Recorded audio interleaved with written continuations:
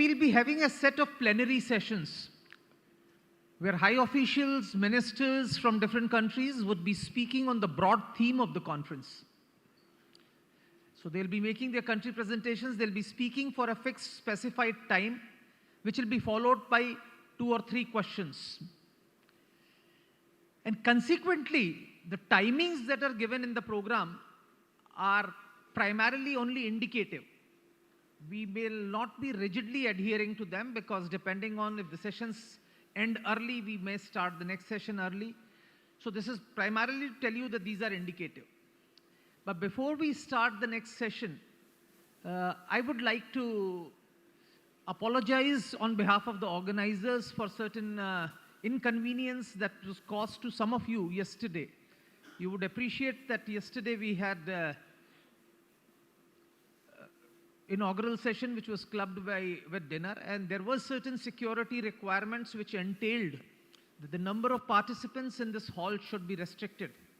And consequently, some of you had to move out, some of you experienced certain inconveniences as far as having dinner was concerned. On behalf of India Foundation, I profusely apologize for all the inconvenience that's caused to you. Hope we will not have any similar incident again. Today, we have a set of plenaries which will go on, and then in the late night, we have our dinner, which is going to be hosted by Secretary East on behalf of External Affairs Minister of India. With that, I'll request you all to settle down. There is, I think, some shortage of seats. We are trying to put some extra seats here. In case, please find a seat somewhere wherever you can, and we are just making certain more arrangements for certain more seats. And I think this also shows that this particular conference is drawing greater traction with the passage of time, and you can see more and more people are coming into it. With that, I'll request all of those who can find a seat, please settle down. And India Foundation volunteers, I'll request them to ensure that all VIPs find a seat. Thank you very much. Please settle down. We'll start in about 5 minutes' time. Thank you.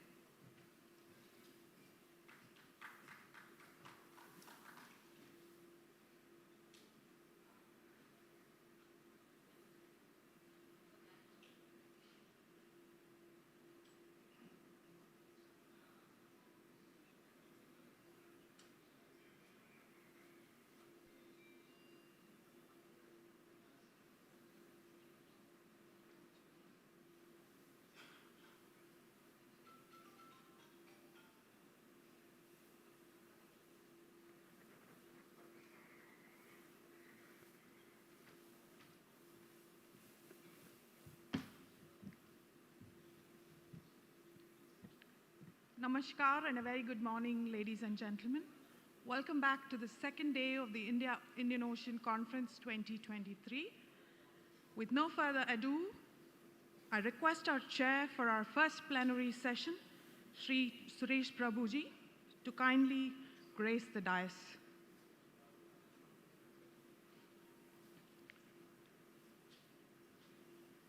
Shri Suresh Prabhu ji is presently the Chancellor of the Rishihood University, situated in Haryana, India. He has previously worked as the Union Minister for Civil Aviation, Commerce and Industry, and also the Minister for Railways.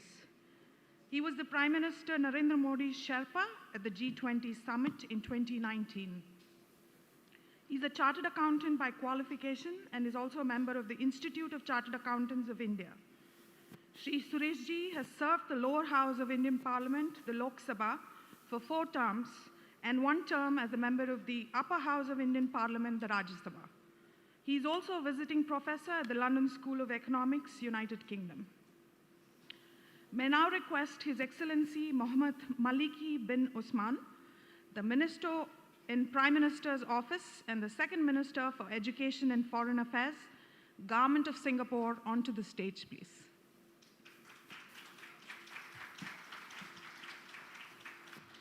Dr. Maliki Osman, currently serving as the Minister in the Prime Minister's Office and also the Second Minister for Education and the Second Minister for Foreign Affairs in the Government of Singapore.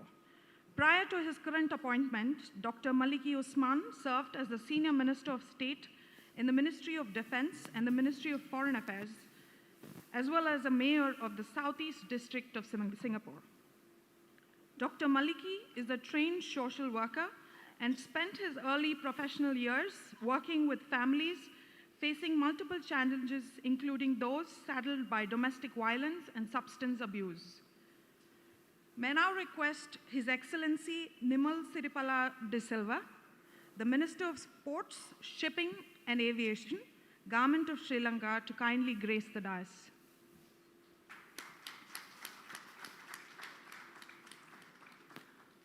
His Excellency Nimal Siripala de Silva is currently serving the Government of Sri Lanka as its Minister of Ports, Shipping and Aviation. He has previously served as the Cabinet Minister of Transport and Civil Aviation in the 15th Parliament of Sri Lanka, and he has also served as the Irrigation and Water Resource Management Ministry. He is a member of the Sri Lankan Freedom Party and a member of the Parliament representing the Badula district in Sri Lanka. He was elected as the President of the 62nd World Health Organization WHO's Assembly in 1998. May I now request His Excellency Josoa Rakotoarijaona, the Minister of National Defense, Republic of Madagascar, onto the dais, please. His Excellency Josoa is currently serving as the Minister of National Defense in the Republic of Madagascar. He has previously served as the commander of the Recamp Battalion before taking command of the SEMI-P in 2012. He has previously also served as the Director General of Strategic Planning in the Ministry of National Defense and has commanded the Fia Danana Staff School in the Republic of Madagascar. Welcome, sir. May I now request our chair, His Excellency Shri Suresh Prabhu, Chairman, Governing Council, India Foundation, and also former member, Government of India, to kindly conduct the proceedings, sir.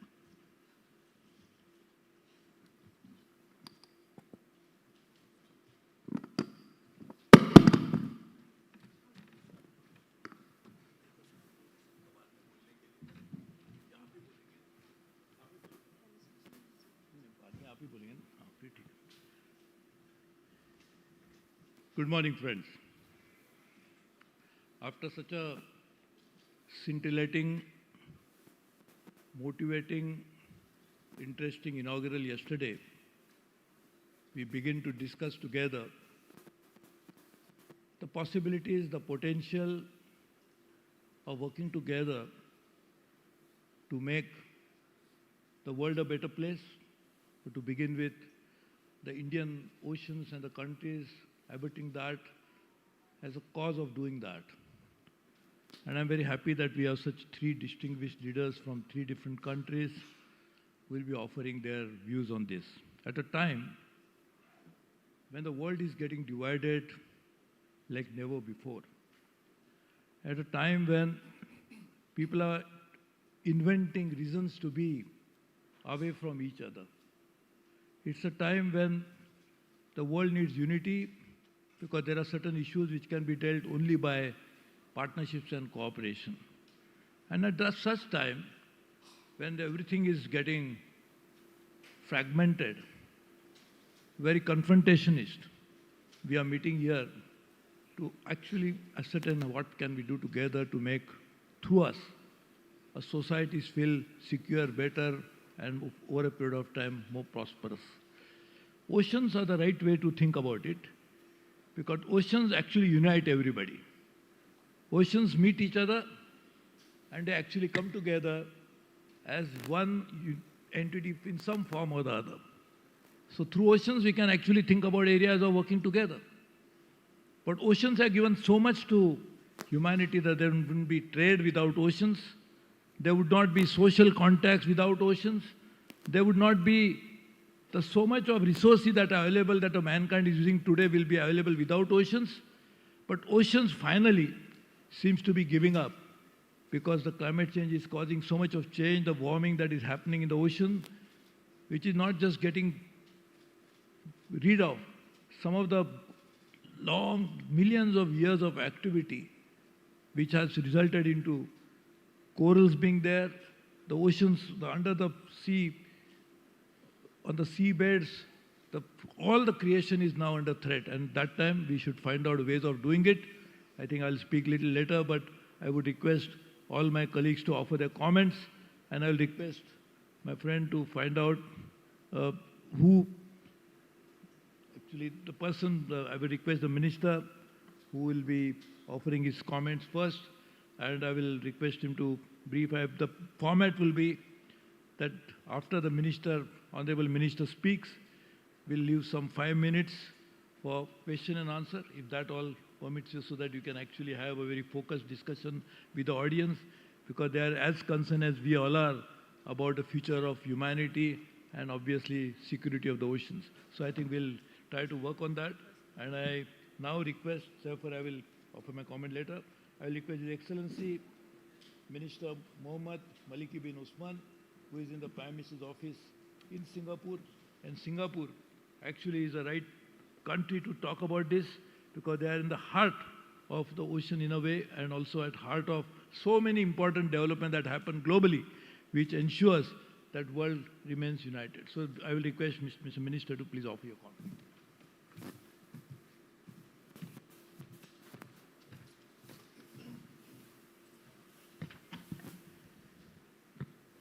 Thank you very much, Mr. Chairman. First, let me greet Minister for National Defense, Mr.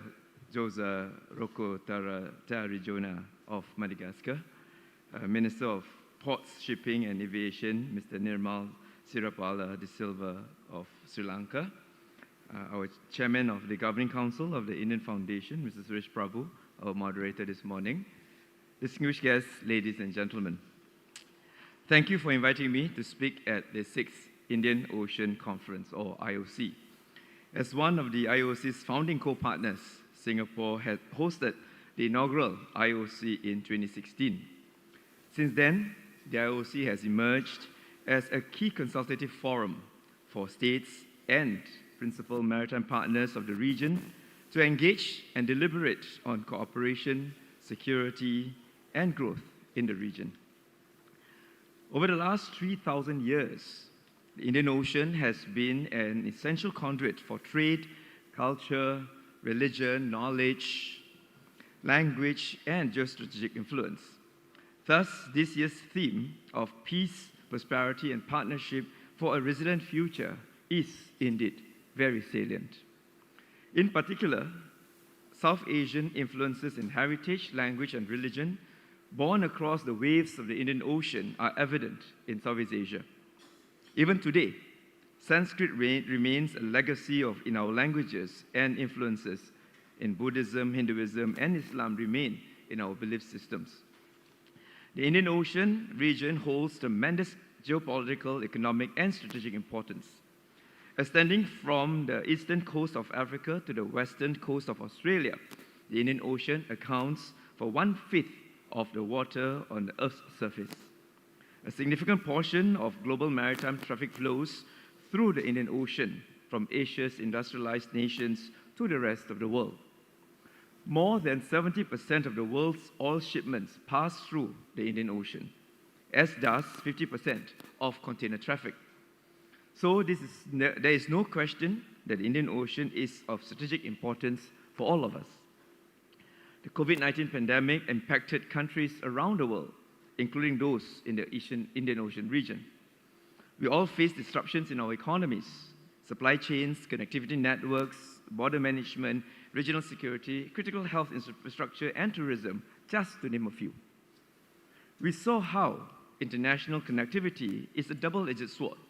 While it enhances international trade, it can also disable trade links.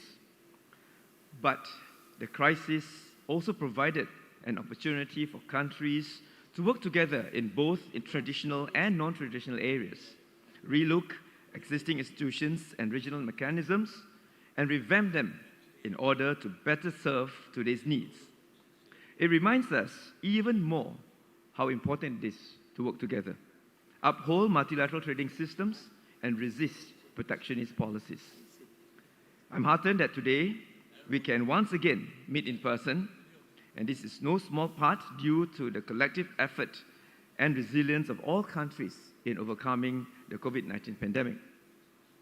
Amidst the background of other international crises, such as the Russian-Ukraine war, there have been major disruptions to the trade and critical supply chains, and deep uncertainty has arisen about the future of multilateral institutions. As the world's major powers become increasingly assertive of their own interests, the hitherto hard-won consensus on international rules and norms is breaking down before our very eyes.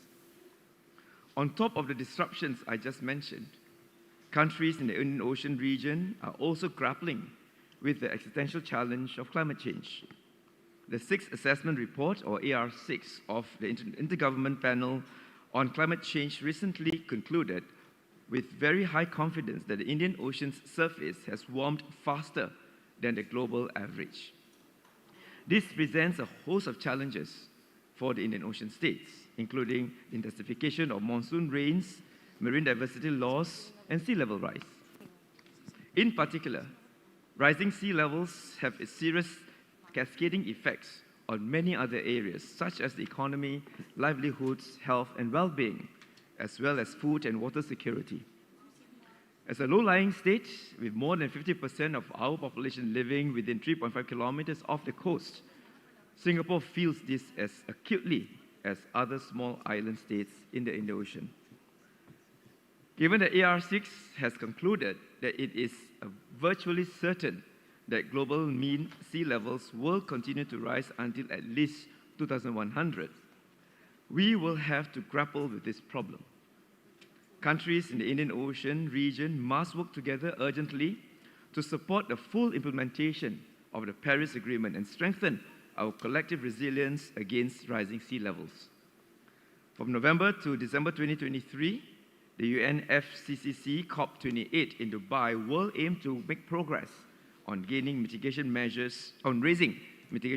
ambition and implementation, scaling up adaptation efforts, operationalizing the new funding arrangements, as well as boosting climate finance, technology, and capacity building to support developing countries. It is therefore timely that Bangladesh government is hosting this important conference. Bangladesh's early history, culture, and legacy are closely intertwined with the web and the flow of its 700 rivers into the Bay of Bengal at the mouth of the Indian Ocean. The silt-rich waters from the Himalayas flowing through Bangladesh made it one of the most fertile lands in the subcontinent, famed for its agricultural resources. Ancient Bengal achieved remarkable influence through a web of riverine and maritime lanes extending through the Bay of Bengal to points further east. Today, modern Bangladesh is a strategic maritime nation promoting sustainable and equitable utilization of oceanic resources. As one of the fastest growing economies in the world, Bangladesh plays an increasingly significant role in the Indian Ocean. Major projects are underway in Bangladesh which will improve the overall connectivity in the Indian Ocean region. Among them are the development of the Matabari Deep Seaport in Cox's Bazar, an upgrade to Chittagong Port as the principal seaport handling 92% of the country's trade. These will put Bangladesh in good state to provide maritime trade routes and facilitates to the landlocked northeast of India, as well as to Nepal and Bhutan. At the same time, we appreciate Bangladesh's contributions to regional and sub-regional cooperation. It played a pivotal role in the formation of the South Asian Association for Regional Cooperation, or SAARC, and the Economic Cooperation, the Bay of Bengal Initiative for Multi-Sectoral Technical and Economic Cooperation, or BISTEC, and the Indian Ocean Rim Association. As a small island state situated at the crossroads of the Indian and Pacific Oceans, Singapore's survival and prosperity have always been intrinsically linked to the oceans. Sea freight accounts for a large portion of our imports, including of essential supplies. We trade more than twice our GDP, ensuring the safety and security of key trade routes such as the Straits of Malacca and Singapore, is of vital importance to Singapore. Singapore is therefore firmly committed to the United Nations Convention on the Law of the Seas, or UNCLOS, which provides the legal framework within which all activities in the oceans and seas must be carried out. UNCLOS is fundamental for upholding the right of all states to freedom of navigation and overflight, maintaining open trade routes and sea lines of communication, and promoting the conservation and sustainable use of oceans and their resources. Singapore is strongly committed to working with like-minded partners to ensure that all maritime activities in the Indian Ocean are carried out in accordance with international law, including UNCLOS. UNCLOS has also proven to be dynamic and highly adaptable in responding to emerging issues. On 4th March 2023, the Intergovernmental Conference, presided over by Singapore's Ambassador for Oceans and Law of the Sea Issues, Rena Lee, successfully concluded negotiations on a new international agreement under UNCLOS on the conservation and sustainable use of marine diversity of areas beyond national jurisdiction, or BBNJ.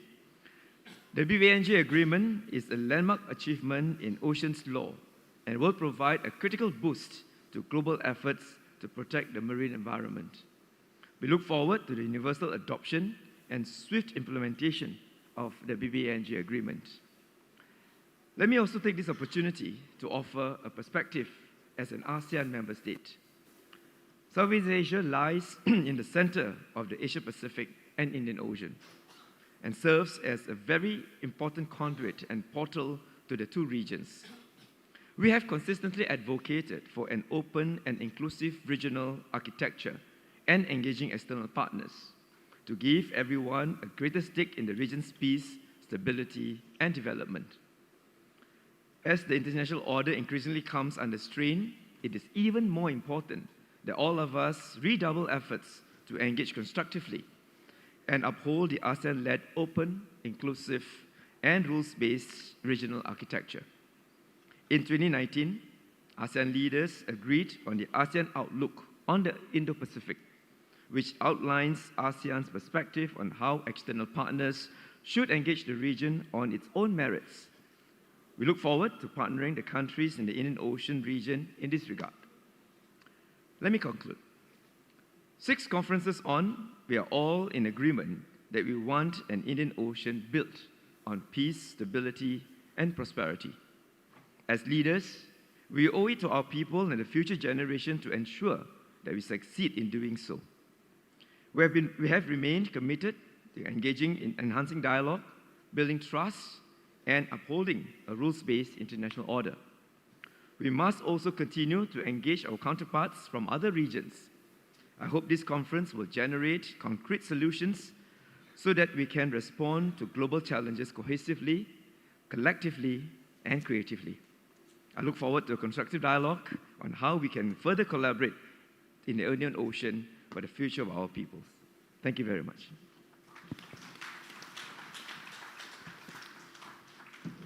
Thank you, sir. May I request to stay back for a few questions? We can take a few questions for His Excellency. Please raise your hands.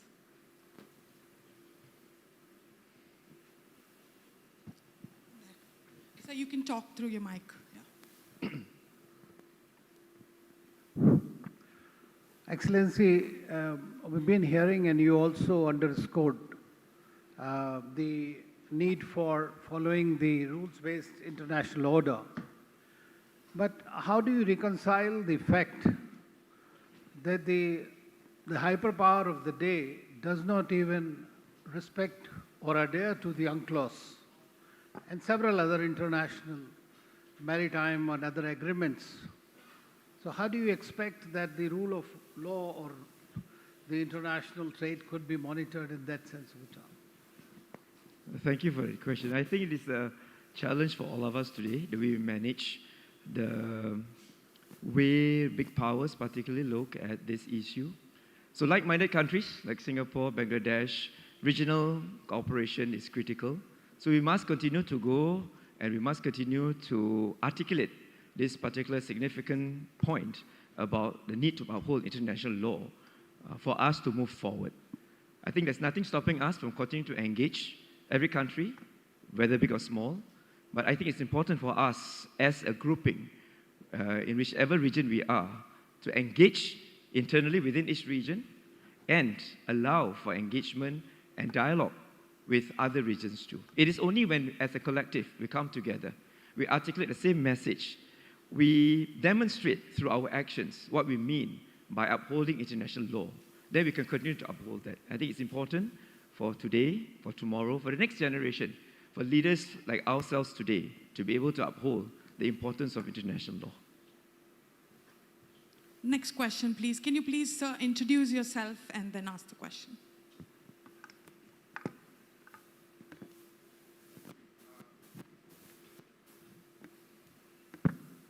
Thank you. Good morning. Nice to see Suresh again. My name is Shamsher Mubin Chaudhry, former Foreign Secretary of Bangladesh, Minister we met the other evening. This Indian Ocean Conference is a very timely initiative, but shouldn't we move into having a concrete structure in the Indo-Pacific or subsume it under IORA, which is the existing architecture? Because I think having conference is one thing, but without concrete architecture, how do you plan forward and looking into it, into maintaining UNCLOS or whatever comes through? Thank you, sir. Well, thank you for that question. It's interesting that we do have IORA and we have this Indian Ocean Conference, and the Indian Ocean Indo-Pacific continues to be of interest to many countries, both within the Indian Ocean region as well as others. My perspective is that what's critical is how do we bring forward to make sure that things happen, and how do we make sure that things can happen. Whatever structures that is needed to be put in place is one in which members in the same grouping come together and realize what needs to be done. We can continue to discuss, we can continue to dialogue, but what's critical is where do we take that dialogue forward. Whether it is a critical infrastructure that allows things to move forward, I think IORA is already well suited to make that happen.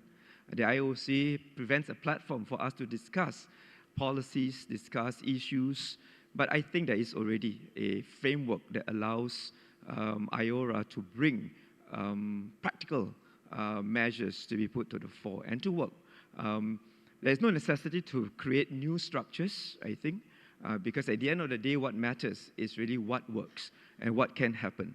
And the measure of our own success, the indicators of our own ability, is really when we see projects come about, when we see cooperation develop, when we see real things being put to the forefront and benefit individual countries, benefit the region. And that's more important, rather than looking at what more can we do in terms of structures or processes. We can have one last question. Admiral Pradeep Chauhan. Kindly introduce yourself, sir. Thank you very much. My name is Vice Admiral Pradeep Chauhan. I am the Director General of the National Maritime Foundation. My question is really related to outlooks and expands the notion of the Indian Ocean across to the Indo-Pacific. Yesterday we had some intriguing comments to say that an outlook document does not imply endorsement of the project or the concept. So if there is an ASEAN outlook, does that not mean that ASEAN acknowledges or endorses the concept of the Indo-Pacific? And now we have Bangladesh having issued an outlook, and does that indicate that there is some gap between an outlook and an endorsement of the project? And it's quite an important thing, so I thought I'd ask. Thank you very much. Thank you very much, General. I think we continue to wonder where we are as far as these nomenclatures are concerned. Whether it's outlook, endorsement, how do we see the Indo-Pacific? Critically, as I mentioned in my remarks, that we acknowledge the importance of the Indian Ocean region. The Indo-Pacific is equally important. In Singapore, we also advocate the significance of the Asia-Pacific region. I mean, I think what's critical is really not just the nomenclature regions, but really how do we work together as an international community? How do we look at issues that we face together, the challenges that we face together? Each region faces either their own peculiarities, but at the same time, there are common challenges. And I articulated earlier, the key common challenge facing every region is really the challenge of climate change. And we need to start looking at some of these challenges rather than be stuck into this whole notion of where we are, the outlook, and we respond accordingly. As you mentioned, ASEAN has already articulated in 2019 our outlook on the Indo-Pacific, focusing on 4 key areas: maritime cooperation, connectivity, sustaining the, focusing on the UN development goals, as well as economic cooperation. Now, those are broad areas in response to how we view the Indo-Pacific, but that's just one small component of a larger worldview that all of us must have. And the larger worldview is really what are the existential challenges that we face as an international community. And how do we resolve these international challenges? How do we make sure that these challenges can be resolved in a manner that provides that stability, prosperity, development for each region, and for countries to continue to maintain, as the earlier question alluded to, the international order that will make it happen. And these are the real things that we ought to be looking at. Thank you. Thank you, sir. Now may I request His Excellency Nimal Siripala de Silva to kindly address the gathering.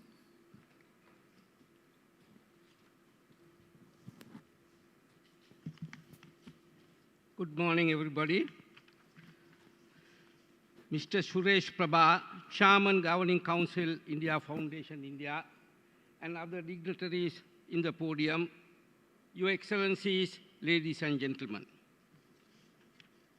It is my great pleasure to be here today, and I would like to express my sincere appreciation to the India Foundation for the invitation extended to attend and address the 6th Indian Ocean Conference. The flagship consultative forum on maritime diplomacy and brings together critical states and principal maritime partners from across the Indian Ocean region to discuss the challenges and opportunities that lie ahead in the Indian Ocean and ways and means of increasing regional connectivity.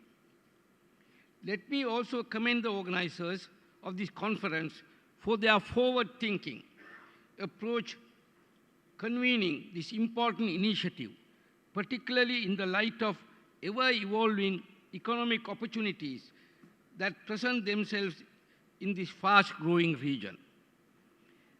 As we all know, the Indian Ocean is destined to define the future of the world, and Sri Lanka, located in the center of the Indian Ocean, is well poised to play a significant role of cooperation. Peace, prosperity, and partnership in the Indian Ocean is in our mutual interest. This region has enormous economic potential and is the lifeline of global trade. The Indian Ocean region has always been a significant place of interest for all the countries. And today, in the emerging multipolar world, where Asia has become a major economic power, managing competition and strengthening cooperation is essential to the peaceful development of the region. The countries in the Indian Ocean region have historically played a significant role in the global trade and commerce, and having given rise to some of the great civilizations of the world. Sri Lanka has reiterated at the previous meeting of the Indian Ocean Conference that it is time for the Indian Ocean countries to take role determining their own future. Sri Lanka will be taking over the chair of the Indian Ocean Rim Association later this year, which gives us an opportunity to protect our common interest. The Indian Ocean is a vital conduit for international trade, and it's home to vast reserves of natural resources. It is imperative to ensure that the Indian Ocean sustain its status as a peaceful and prosperous region where all nations can equitably benefit from its abundant resources in a sustainable manner. Therefore, we must commit ourselves to ensure the rights and responsibilities of all states for sustainable use of the ocean. Many countries remain independent on energy supplies and traded goods that are carried across the region. Those who are geographically located in the region have a primary interest in the security of the ocean, which is more often than not linked to their economies and livelihood of their people. It is worth noting that the countries located along the shores of this great ocean are among the most densely populated region on Earth. The nations of the region have emerged as some of the world's largest, fastest growing regions and continue to make remarkable progress in various sectors. Sri Lanka notes the recent entry into the force of the ASEAN-led Regional Comprehensive Economic Partnership, RCEP, and considered that this could serve as a catalyst for economic integration in Asia. Furthermore, the ongoing discussions between ADB, AIIB, and BRICS on building synergies for growth is an important development. Business in the region must grow. For the region to develop its economic strength, business requires capital for expansion. This is why Sri Lanka has consistently urged for the incorporation of an Indian Ocean Development Fund for the development of the region, and in particular, establishing a strong humanitarian assistance and disaster management mechanism to deal with the natural and man-made disasters. Sri Lanka also believes that there is a significant need for enhanced Indian Ocean regionalism and focuses on augmenting cooperation across the maritime domain. Such regionalism should strive to create a closer linkage between ASEAN, AORA, and BIMSTEC. The Indian Ocean plays a pivotal role in the world economy and global growth. Our collaborative efforts will fully harness the immense potential of the region and further strengthen the bonds of cooperation and friendship among us.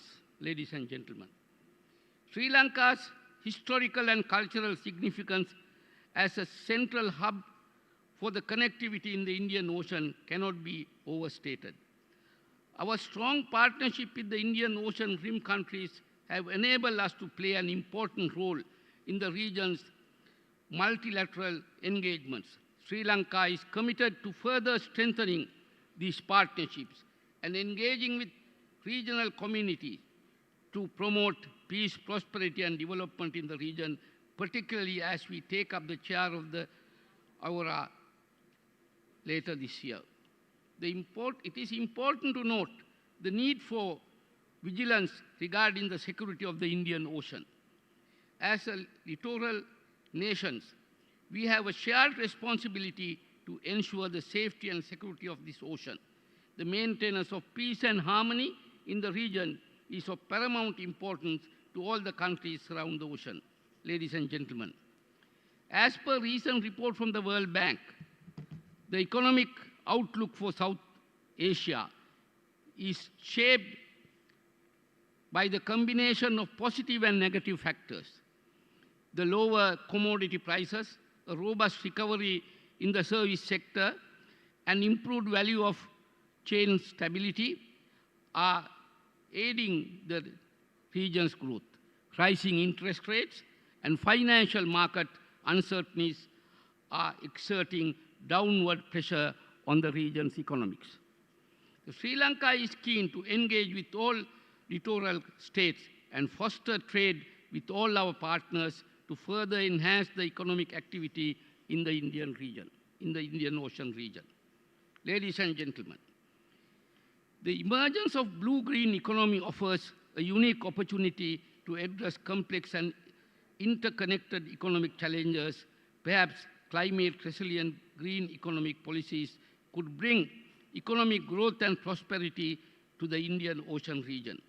With sustainable growth, the new focus of the global policy discourse may countries have embarked upon the development of more integrated ocean governance framework, which will help avoid or at least limit intersectoral conflicts at the outset and to highlight any transboundary implications of coastal ocean development countries seeking to develop their blue economies have to varying degrees acknowledged the need for the policies that better align future economic growth in their seas with maintaining or even restoring ocean health. Sri Lanka already made significant progress in terms of the development of a national blue-green economy initiatives. Being a climate vulnerable country, Sri Lanka has seized the opportunity for sustainable economic growth through climate resilience.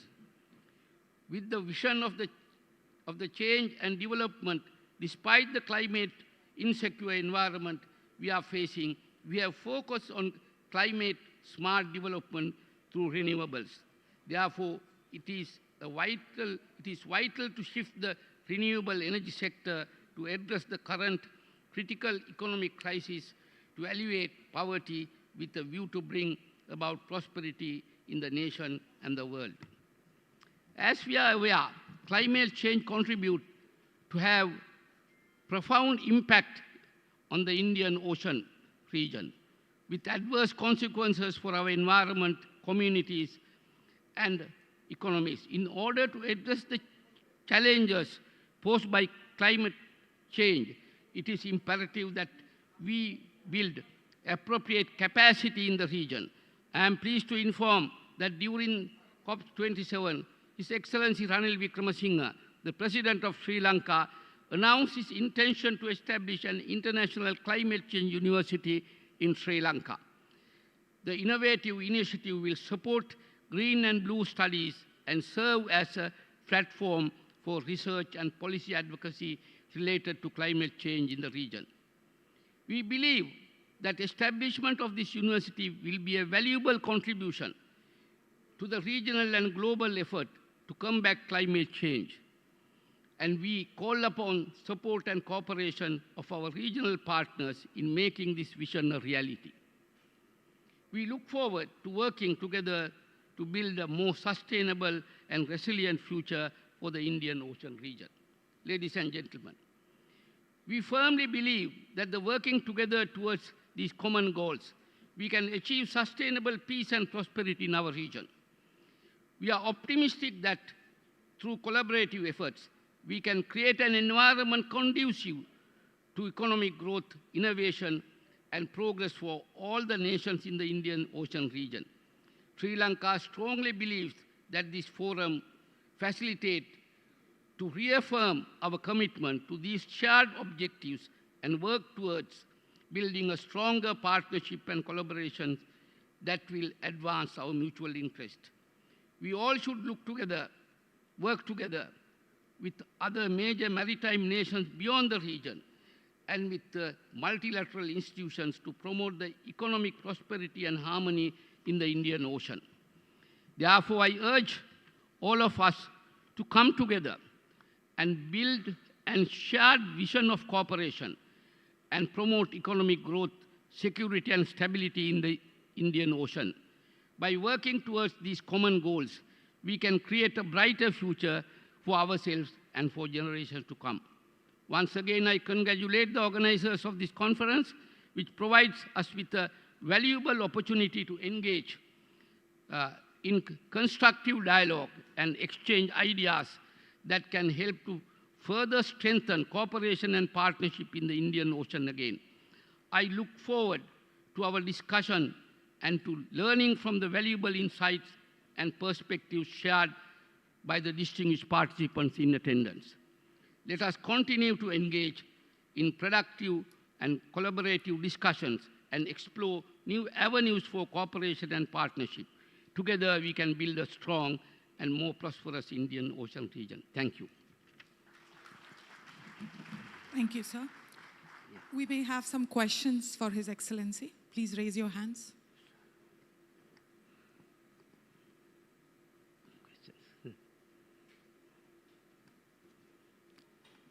That gentleman there. Kindly introduce yourself, sir.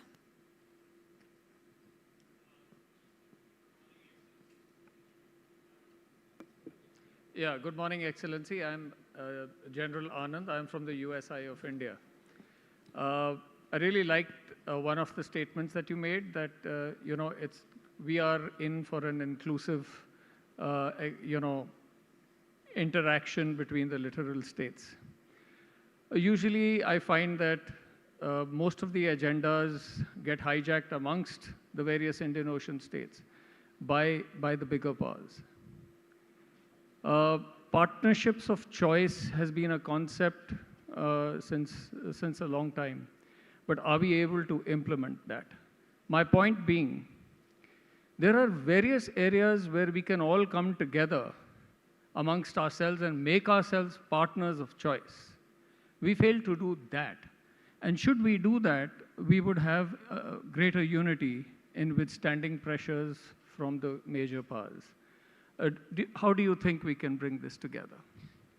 How we can bring this together is IORA. We have an institution, we have this organization where we can discuss various issues. We can have technical committees, we can have political leadership together, and spell out the areas on which we can have further cooperation with our neighbors.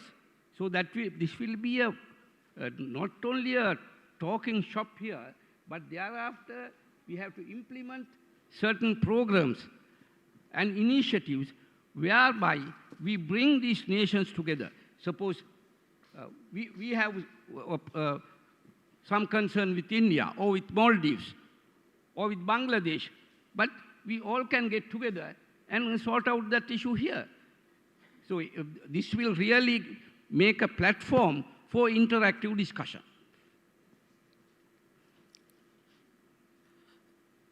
Any other question? Yes, please.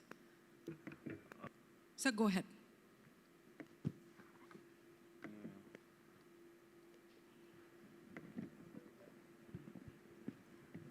Sir, I'm retired Air Commodore Ishfaq. Sir, kindly speak into the mic. We can't hear you. Assalamu alaikum. I'm retired Air Commodore Ishfaq from Bangladesh.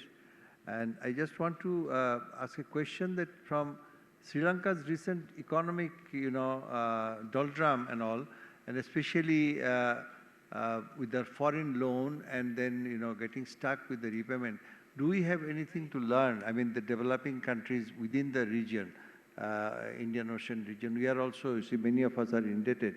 So what lessons do we learn from that? Thank you.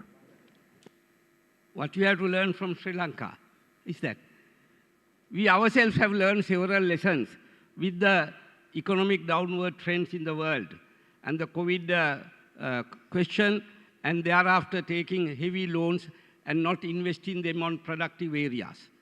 So therefore, the learn you have to lesson from Sri Lanka is when you are taking loans from multilateral donors and other countries, you have to make sure that you invest them in areas where you can produce and where you can pay your loans without any problem. The loans must not be used for the purpose of consumption. So now, with the IMF guidelines and the IMF initiatives, we are in the correct path, and we are revamping our policies, and we are changing our strategies, and we are in the correct path, and we are quite confident that we can come out of this economic debacle. Yes, please. Hi, sir. I'm Siddhant from Vion. Vion is an India-based international channel. My question to you is, how do you see India's role in providing security in the Indian Ocean? My second question is, India's role in development of the Trincomalee port. As far as the security of the Indian Ocean is concerned, we should have a shared responsibility for all the nations. It should not be dominated by a particular country or number of countries. So our shared vision is that, as I elaborated in my speech, the security of the Indian Ocean belongs to all of us. So that shared view must be implemented. So Trincomalee Port is a port belongs to Sri Lanka, and we are developing it. Any development partners can take part there. But as far as the security aspect of the Trincomalee Port is concerned, that is the right of the Sri Lankan nation. I don't think any country should part with their own constitutional right to another country in the area of security. Thank you, Excellency.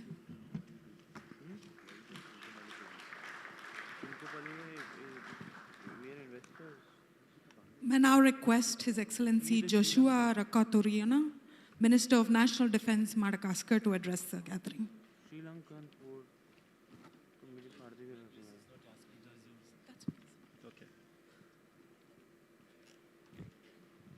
First of all, I'd like to say that Madagascar is in the southwest of the Indian Ocean, and we are a francophone country, but not like yours. So that is to say, my English is not as good as yours. However, I am trying to give some phrases to do myself. So, dear President, distinguished panelists, ladies and gentlemen, it's a great pleasure for me to assist at this 6th Indian Ocean Conference about peace, prosperity, and partnership for a resilient future. We, who dwell in the Indian Ocean, share many aspects, for we face the same situations on numerous sides. It could be for security field and prosperity because of our insularity. The fact that we do have maritime zones to protect, we need to stay vigilant in assuring a well-planned and well-applied strategy to counter any maritime zone violations. Apart from that, we are prone to concerning natural disasters such as hurricanes, cyclones, and climate disorder caused by the global warming. Many people lose their lives, and many homes and sites get destroyed when they occur. All of those factors involve both the military and the population, not only because they are victims, but especially because they can be a very effective tool in working together in decreasing insecurity, right, and in lowering the impact of natural disasters in taking fair actions in advance. Ladies and gentlemen, as for Madagascar, we have been working on promoting peace for a considerable amount of time now. Within the 13 goals installed by the Malagasy president, peace and security is the very first, and it is also the priority of the country.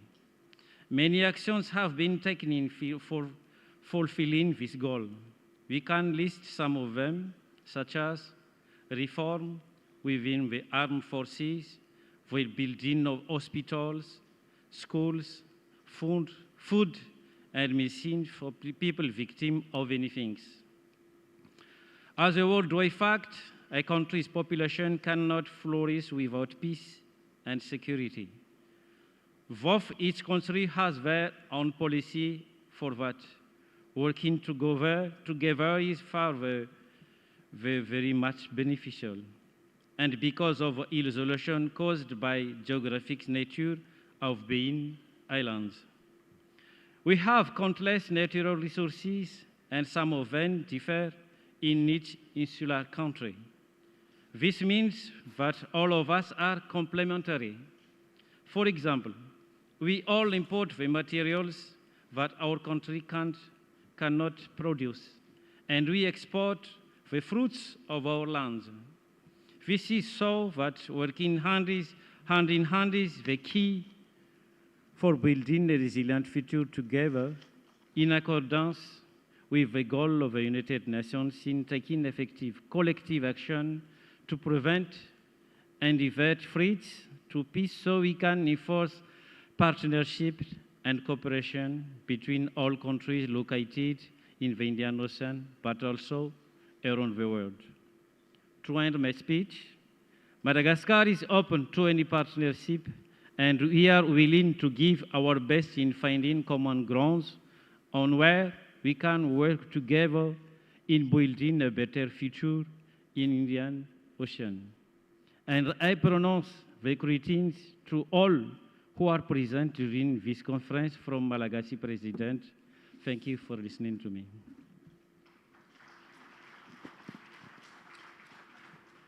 Thank you, Excellency.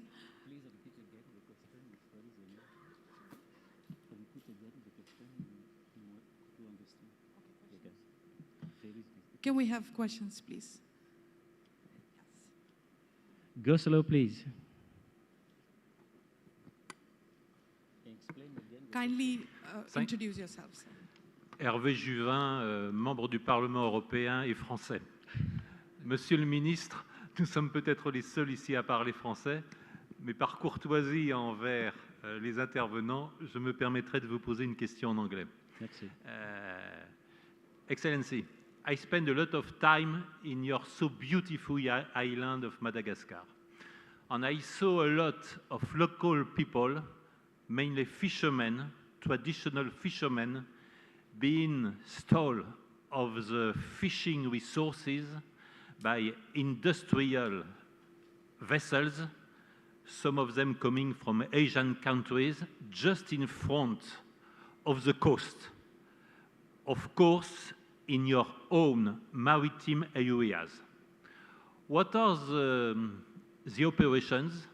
What are the means do you have in Madagascar to protect your maritime rights, and especially traditional fishing communities being stolen by industrial fishermen? Thank you very much. Merci beaucoup pour votre question. To respond you, obviously, Madagascar is facing of illegal fishing since many times up to now. Now, we are in the restriction of our country, but we are working together with Seychelles, Mauritius, and many islands around us to counter this problem. Up to now, I can say that we don't know master up to now. Many things are taken as we made semaphore. Semaphore is some information between countries around Madagascar to know there is anywhere illegal fishing, and we will take the process to avoid this fishing. But I can say up to now, we don't master this situation. Thank you very much. Yes, sir. Yes, sir. Please repeat the question, please. Okay. Thank you, Minister. I am the second French-speaking person who is asking you a question. Some time ago, your president, His Excellency, the President of Madagascar, made a statement about the interference of the WHO into the country's domestic health policies. And he had some very harsh words and some very damning comments about the role that he felt was played by WHO at the time of the COVID crisis. Considering that this conference is also a lot about international and multinational institutions and supranational institutions, given the impression that was generated in many countries, particularly in Africa, about the dangers of globalization, even in the field of health, what would be your comments as to the position that your country takes with regard precisely to the powers that are often and increasingly claimed by international, supranational organizations? Thank you.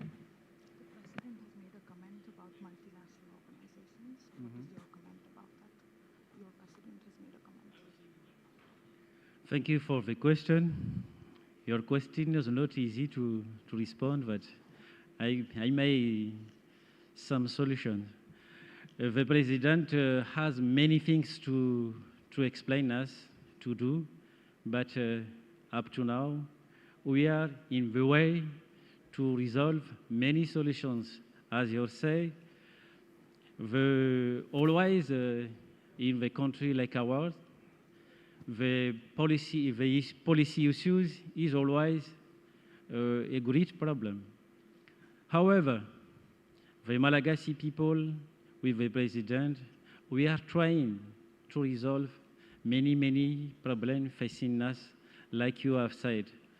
Many things are have done, but I can say you, we are not, we are always right to facing for our problem in order to resolve, and Madagascar will be like your country later. Thank you. Hello, Excellency. Last question, please. Yes. Excellency, my name is Sriram Chaulia. I'm from India. I'm a professor of international relations. My question is about the unconventional threat in the IOR, including in your country and in the neighboring mainland of Africa, with regard to jihadist terrorist groups. We have seen recently in Mozambique a very surprising, new chapter of ISIS that has emerged, and they almost took over a whole province. And historically, there have also been reports of Al-Qaeda and ISIS and other related groups operating in the waters of the Western Indian Ocean, where you are located. So, Excellency, what is your country doing to counter the challenge of terrorist groups, and how can we cooperate across the region, especially in the naval domain, to stop the trafficking of weapons and drugs and other things which facilitate this terrorist menace that seems to be growing? And what can especially moderate countries like Bangladesh, like India, what can we all do to support the terrorism-free region in the Western Indian Ocean? Thank you. Thank you for the question. Up to now, fortunately, we don't have any problem about terrorism and so on. However, next to us, in Mozambique, there were last time a threat of terrorism. To counter that problem, we work together with many countries such as the USA, the Japanese, and lastly, the Chinese people, to work together to have a ship, a great ship to counter on the sea those piracy. But up to now, the piracy people is not arrived in our country. That is not to say that we do anything. We do many things. As I say, we have in the top north and the top south of Madagascar a C4 to give information about the sea. But as you say, it's a real threat for not only Madagascar, for all countries in the Indian Ocean. Thank you very much. Thank you, Excellency. May now request our chair, Shri Suresh Prabhu ji, to deliver his concluding remarks.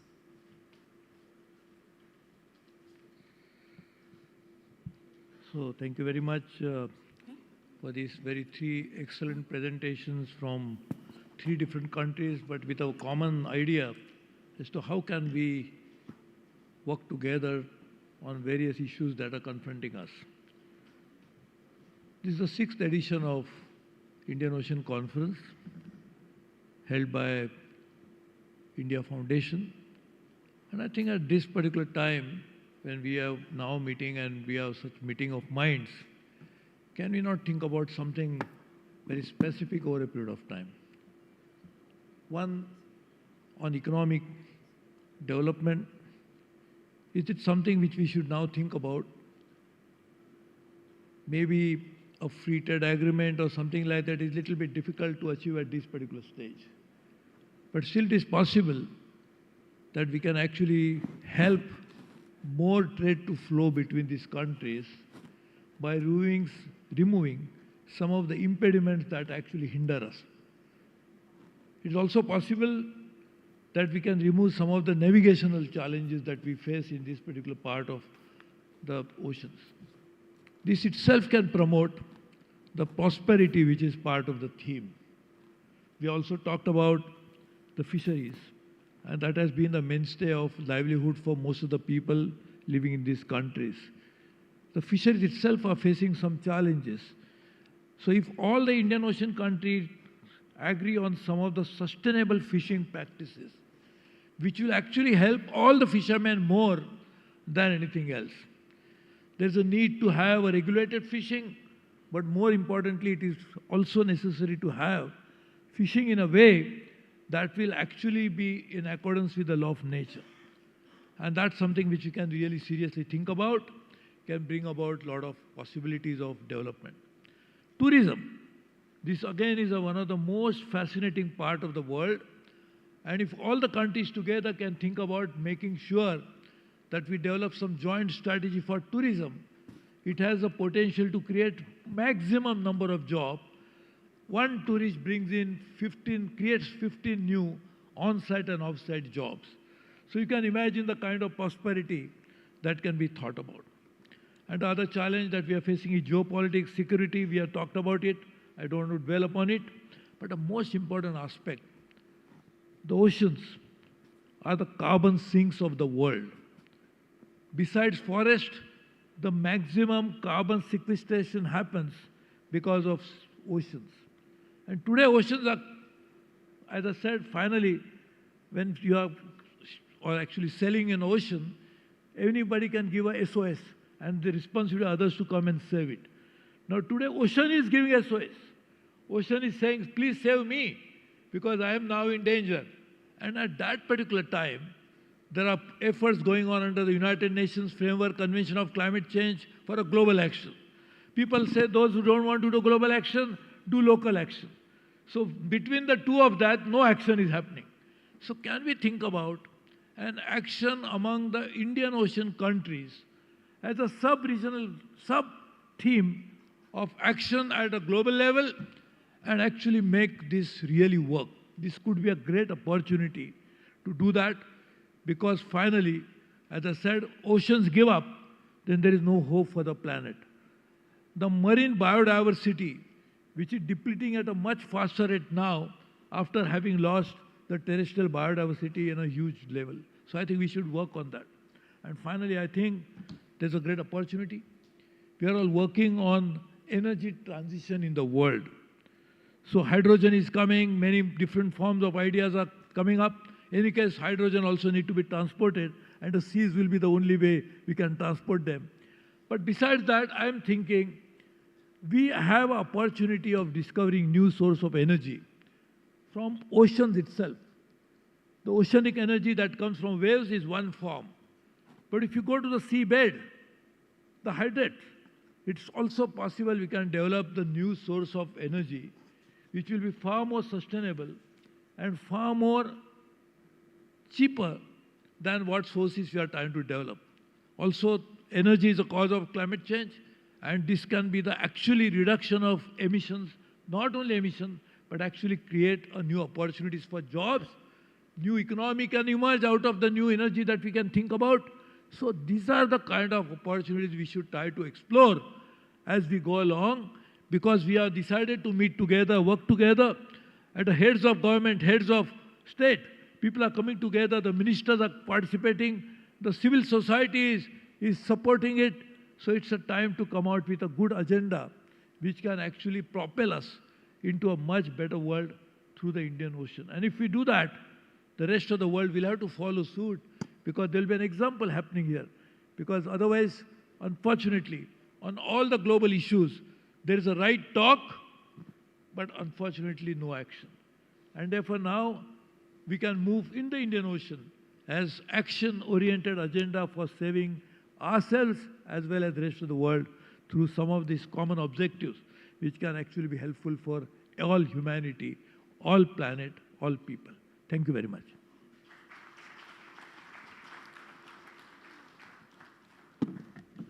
Thank you, Chair, and the illustrious panel of excellencies for your thought-provoking presentations.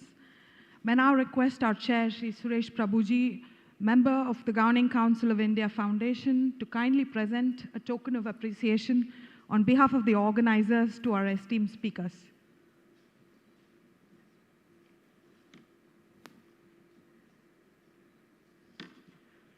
Excellency Nimal Siripala de Silva, Minister of Ports, Shipping and Aviation, Sri Lanka. Excellency Mohammad Maliki bin Osman, Minister in the Prime Minister's Office, Second Minister for Education and Foreign Affairs, Singapore. His Excellency Josoa Rakotoarijaona, Minister of National Defense, Madagascar. May I request you all to kindly stand for a photograph.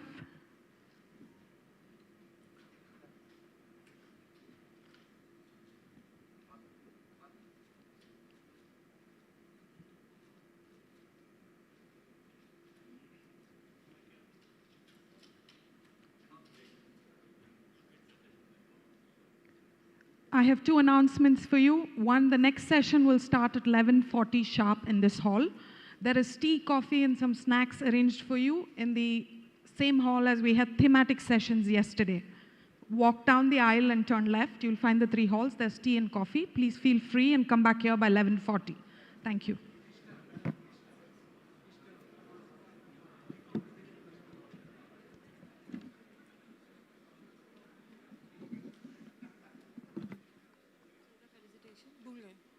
Sir बोले ठीक है